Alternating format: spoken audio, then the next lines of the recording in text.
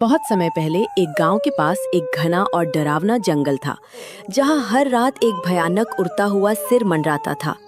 उसका कोई शरीर नहीं था, बस आंखें, खुले बाल और लहू टपकाता मुंह। एक दिन राजू शहर से फसल बेचकर देर रात लौटा। हे राम, बहुत देर हो गई।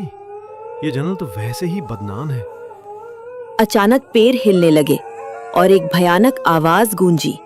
हे, आज तू मिलेगा मेरी भूख को। हे भगवान, ये तो वही होता सिर है। राजू जान बचाने के लिए दौड़ता है। पैसे की थैली गिर जाती है। इतने डरे हुए क्यों हो? और पैसे? पैसे जंगल में गिर गए। पीछे एक उड़ता सिर लग गया था। मुझे नहीं लगता तुम सच बोल रहे हो। कहीं शहर में किसी और पर तो खर्च नहीं कराए? आजकल तुम्हारे तेवर भी बदले बदले लगते हैं। अब तो जंगल जाकर वो पैसे लाकर ही दम लूंगा। राजू अपने दोस्त लल्लू राम के पास पहुंचता है। भाई, मदद कर। जंगल में पैसे गिर गए। अकेले जाने की हिम्मत नहीं हो रही। चल भाई, एक से भले दो।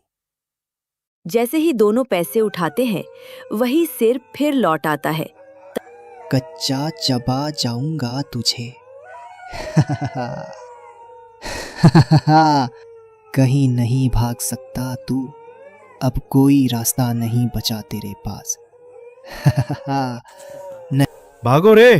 तभी एक रहस्यमयी आवाज गूंजी।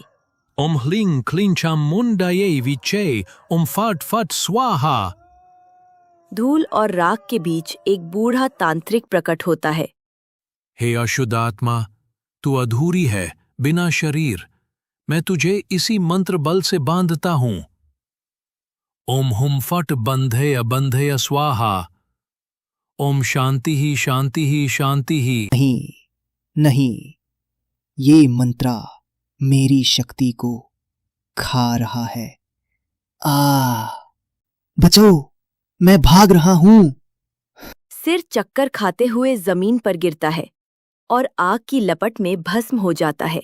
तांत्रिक बाबा बिना कुछ बोले बस एक मंत्र और पढ़ते हैं और हवा में गायब हो जाते हैं। और इस तरह ये डरावनी कहानी यहीं पर खत्म होती है। अगर आपको ये कहानी पसंद आई हो तो लाइक जरूर करिएगा और सब्सक्राइब करना बिल्कुल मत भूलिए, क्योंकि ऐसी और भी डरावनी कहानियां हम लेकर आते रहेंगे सिर्फ आपके लिए। क्या आपने कभी देखा है कोई सिरकटा भूत या सुनी है कोई भूतिया कहानी किसी जंगल की, किसी अंधेरे रास्ते की? अगर हाँ, तो हमें कमेंट्स में जरूर बताइएगा। और हाँ, क्या वाकई में सिरकटा भूत होता है? क्या कोई ऐसा जंगल है जहाँ अब भी कोई भूला भटका आत्मा शिकार की तलाश में भटक रही हो? आपकी राय का इंतजार रहेगा। कमेंट जरूर कीजिएगा। फिर मिलते हैं अगली भूतिया कहानी में। तब तक के लिए अंधेरे से दूर रहिए और सावधान रहिए।